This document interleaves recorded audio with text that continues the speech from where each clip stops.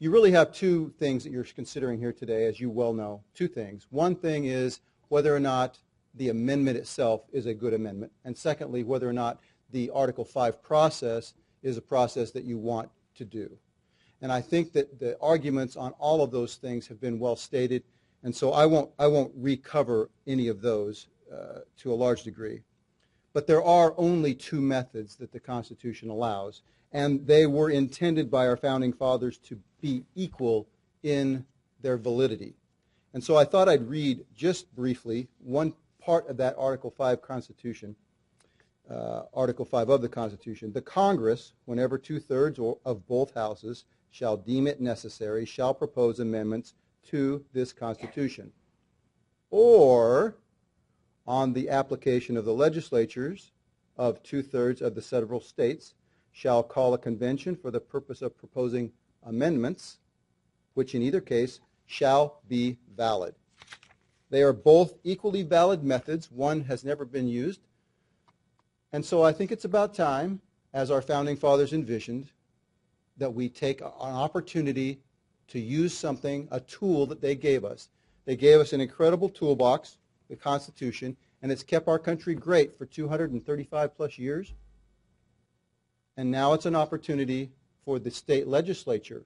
And I think that the chairman made an excellent presentation about not only the lateral division of powers, but the vertical, the 3D portion that he talked about, where the states have a voice and a power to check against the power, to balance that power against the federal government.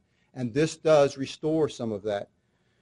The question is, are we going to use the Article 5 methodology? And as a citizen, which I am now, a regular citizen, as a citizen, who do we turn to? Congress is not responsive. Congress ignores us. As Mr. Hughes said earlier, when he started this process, we were about $13 trillion in debt.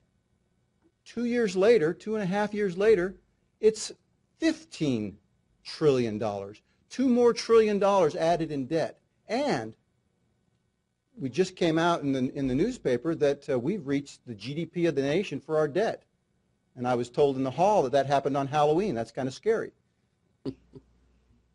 My point is who do we turn to?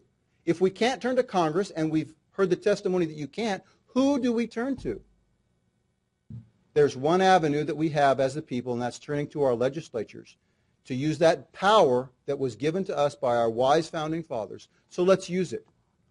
Let's do that. And what will be the result? Well, number one, we know that Congress is addicted to that power and to the money and to the debt. They're addicted to the good faith and credit of the United States citizens, our credit, and they're misusing it. They're making our credit go bad around the world. How do we stop that? We come to our legislature so that we don't borrow from China money that we don't have and money that they never will pay back, and that we are expecting our grandchildren to pay off, future generations yet unborn. What will be the result? Well, I want to mention just a couple of things that I think will be the result. And some of them have been mentioned by our other speakers. But one that hasn't been. The last time we talked about raising the debt at the national level, how much discussion did we have about that as a people here in this state or in any other state? We discussed it, but we didn't. If this amendment is in place, the 28th Amendment, the National Debt Relief Amendment, you will see a discussion at this podium and podiums like this all across the country about whether the U.S. Congress shall take away our good faith and credit by issuing more debt. We will talk about the reasons for those debts. In other words, should we spend it on the military? Should we spend it on this program? And you will see that discussion happen in 50 states all across this nation. That's never been done before. They do it behind closed doors. We see a little dog and pony show on C-SPAN, and then they vote. And what happens? 2.5 years later, we're $2 trillion in debt, in addition to what we were before. So you'll see a national discussion. It's never been happened, and it will be covered by the local papers. Think about Senator Allen in Snowflake area, her papers will cover what she talks about in her area of the country, of the state. And in the chairman's area, they'll talk about it. And in Pinell County, they'll talk about it. It will be a national discussion at a local level, never been done before as it relates to our debt.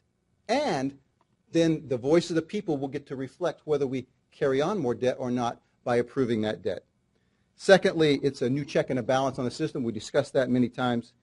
Also, our congressmen will be more responsive from both houses, not just the Senate, which we lost with the 17th Amendment, but both houses, because both of them are voting to increase the debt. And they're going to come back to us and say, we really would like you, and here's why. Now you have a chance to have a congressman or a U.S. senator come to your office and plead his or her case. That's never happened before. And at that same discussion, you can say, well, how are you on our other issues that we haven't? What about the border? You can ask them, what about our healthy forests? They're burning down in Arizona. You didn't do anything about that. You can ask them other questions that are relevant to what your constituents want and hold them accountable. Never happened before. We have an opportunity to do something historic. Passing an amendment this way has never been done before. And for the states to flex their authority, their duty, as was spoken of before, it's never been done before. It will be historic.